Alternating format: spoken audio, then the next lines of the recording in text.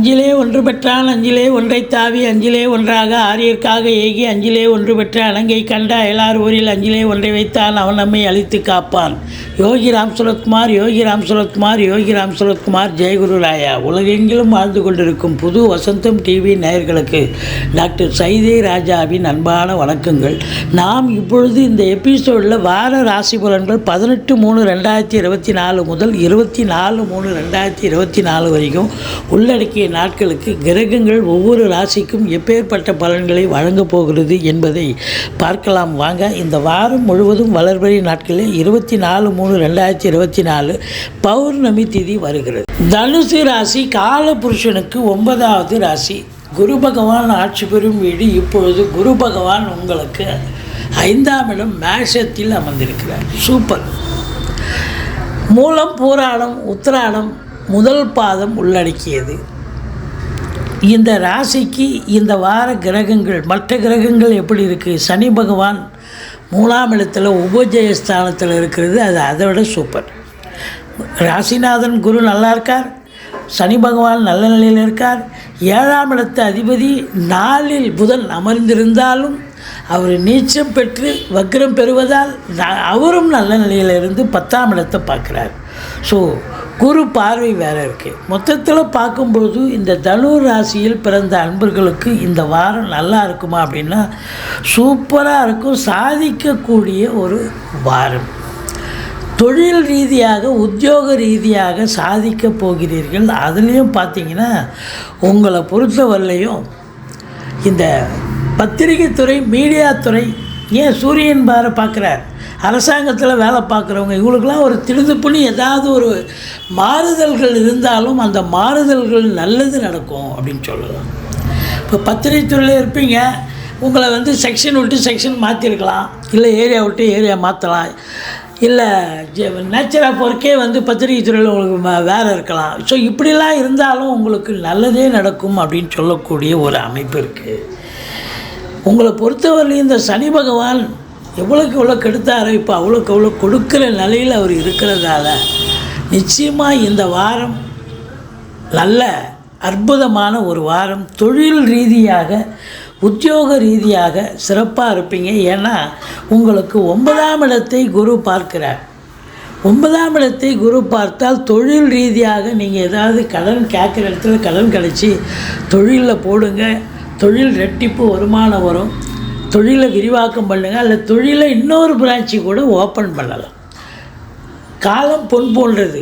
பருவத்தே அதாவது time is the factor. இப்போ நேரம் நல்லா இருக்குது, அதனால் நீங்கள் கண்டிப்பாக இன்னொரு பிரான்ச்சு ஓப்பன் பண்ணாலும் சிறப்பாக இருக்கும், நல்லாயிருக்கும். ஆனால் 10ல் கேது இருக்குது. இருந்த போதிலும் குறை ஒன்றும் இல்லை அப்படின்னு சொல்லணும். ஏன்னா உங்களுக்கு குரு பயிற்சி ஆக போகிறார். அவர் 60 நாளுக்கு முன்னே கூட வேலை செய்வார். அதனால் குறை ஒன்றும் இல்லை. தொழில் ரீதியாக உங்களுக்கு இந்த தனுர் ராசியில் பிறந்த அன்பர்களுக்கு ஒரு மாற்றங்கள் வரப்போகிறது. அது மாற்றம் ஏமாற்றங்கள் கிடைக்காது. அற்புதமான ஒரு மாற்றம். நல்ல சந்தோஷப்பட போகிறீங்க. ஆதாயம் கிடைக்க போகுது. தொழில், அது உத்தியோகத்திலையும் ஒரு சிலருக்கு மாற்றங்கள் ஏற்படும். நல்லா இருக்கும். இது அனுகூலமான ஒரு விஷயந்தான ஒழிய நெகட்டிவான ஒரு விஷயம் கிடையாது. மற்றபடி சொத்து பத்துக்கள் விற்பது வாங்குவது தொடர்பில் இருக்கும் அன்பர்களுக்கு நல்லதே நடக்கும். டாக்குமெண்ட்ஸ்லாம் கொஞ்சம் பார்த்து வாங்குங்க, சரி பார்த்து வாங்கிக்கிங்க. மற்றபடி தாய்க்கும் உங்களுக்கும் கொஞ்சம் கருத்து வேறுபாடு வரும். மற்றபடி குறை ஒன்றும் இல்லை. 5ல் குரு கெஞ்சினாலும் கிடைக்காது. பூர்வீகத்திலிருந்து நல்ல தகவல் வரப்போகிறது. குலதெய்வத்தின் அனுகிரகத்தால் சாதிக்கக்கூடிய, சந்தோஷமாக இருக்கக்கூடிய ஒரு காலகட்டம். அதே நேரத்தில் சீட்டாட்டம், ரேஸு, லாட்ரி, ஸ்பெக்குலேஷன், மற்றபடி உங்களுக்கு இந்த பங்குச்சந்தை, ஷேர் மார்க்கெட்டுன்னு சொல்கிறாங்க, இதிலெல்லாம் ஈடுபாடு உடையவர்களுக்கு இந்த வாரம் நல்ல ஒரு அற்புதமான ஒரு வாரம் என்று சொன்னால் மிகையாகாது. 7ஆம் இடத்து அதிபதி புதன் 4ஆம் இடத்தில் இருக்கிறார். வாழ்க்கை துணை அல்லது மனைவியால் கூட உங்களுக்கு யோக பாக்கியங்கள் கிடைக்கக்கூடிய ஒரு அமைப்பு இருக்குது. மனைவி வழி சொந்தங்கள் கூட உங்களுக்கு தொழில் ரீதியாக ஒரு உதவும் நிலையில் இருக்கக்கூடிய அமைப்பு இருக்கிறதால சாதகமான ஒரு வாரம் என்றே சொல்லலாம். வெளியூர், வெளிநாட்டு பயணம் செல்லக்கூடியவர்கள் தாராளமாக செல்லுங்கள், நல்லதே நடக்கும். ஆன்மீகத்தில் நாட்டம் இருக்கும், ஆலய வழிபாடுகள் செய்வீர்கள், நன்கொடைகள் வழங்கி மகிழ்வீர்கள். மற்றபடி ஒரு சிலர் உயர்கல்விக்காக, உத்தியோகத்துக்காக, நீங்கள் எதற்காக நீங்கள் தொழிலுக்காக, சொந்த தொழிலுக்காக சென்றாலும் சரி, நீங்கள் வெளிநாடு போகிறவங்களுக்கு நிச்சயமாக சாதகமான ஒரு பலன் தான் ஏற்பட போகிறது.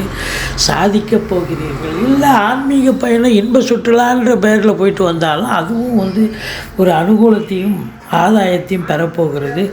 முதல் திருமணம் முறிவு ஏற்பட்டு 2வது திருமணத்திற்காக காத்திருப்பவர்களுக்கு சுப செய்திகள் சட்டுப்பட்டுன்னு திருமணத்துக்கான காலகட்டத்தை நெருங்கப் போகிறதுன்னு சொல்லலாம்.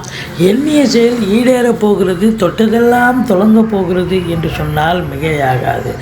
மற்றபடி இந்த பத்திரிகை துறை மட்டும் இல்லைங்க, இந்த ஃப்ளாட் ப்ரமோட்டர்ஸ், பில்டர்ஸ், கட்டிடக் கலைஞர்கள், இடம் வாங்கி விற்கக்கூடிய அன்பர்கள், ரியல் எஸ்டேட் பிரமுகர்கள், செங்கல், மணல், ஜல்லி, ஆழ்வர்ஸ் போன்ற பிரிவில் பணிபுரிபவர்கள் அனைவர்களுக்கும் ஒரு பொற்காலம். வெளிநாடு சம்பந்தப்பட்ட விஷயங்கள் அனுகூலம் தரும். வெளிநாட்டில் வசிப்பவர்களுக்கும் இந்த வாரம் மிக சிறப்பான ஒரு உன்னதமான ஒரு வாரமாக விளங்கப் போகிறது. இந்த சனி பகவான் 12ஆம் இடத்தை பார்ப்பதால் அயன சயன போகம் கெடுகிறது. வேலைக்கு உண்ண மாட்டீங்க, உறங்க மாட்டீங்க, டென்ஷனாக இருப்பீங்க, பரபரப்பாக இருப்பீங்க, மந்திச்சு விட்ட மாதிரி இருப்பீங்க. ஆனாலும் மற்ற அதே கிரகங்களுடைய சனி பகவானும் சரி, குரு பகவானும் மற்ற கிரகங்களும் உங்களுக்கு சாதகமாக இருக்கிறதால இந்த அனுகூலமான ஒரு பலனைத்தான் பார்க்க போகிறீர்கள் அப்படின்னு சொல்லலாம். இந்த தனுர் ராசிக்கு 19, 20, 21 சந்திராஷ்டம நாள் வரை இருப்பதால் இந்த சந்திராஷ்டம நாட்களில் புதிய ப்ராஜெக்ட் எதுவும் பண்ணாதீங்க. வழக்கமாக செய்யும் பணிகளை செய்து வாருங்கள். மற்றபடி இரவு பிரயாணம் என்பதை தவிர்த்து கொள்ளுங்கள். குறை ஒன்றும் இல்லை. அற்புதமான ஒரு வாரமாக இந்த வாரம் விளங்கப் போகிறது. தனுசு ராசியில் பிறந்த அன்பர்களுக்கு ஒரு திருப்பு முனையான ஒரு வாரம். தொழிலில், உத்தியோகத்தில் ஒரு சிலருக்கு இடமாற்றங்கள் ஏற்படலாம். அது ஆதாயத்தையும் அனுகூலத்தையும் தான் தரும் என்று சொல்கிறோம். நீங்கள் வணங்க வேண்டிய தெய்வம் அப்படின்னு பார்த்தீங்கன்னா பிள்ளையாரை வழிபாடு செய்யுங்கள், துர்க்கையை போற்றுங்கள். வாழ்க்கை வளமோடும் நலமோடும் அமையப்போகிறது.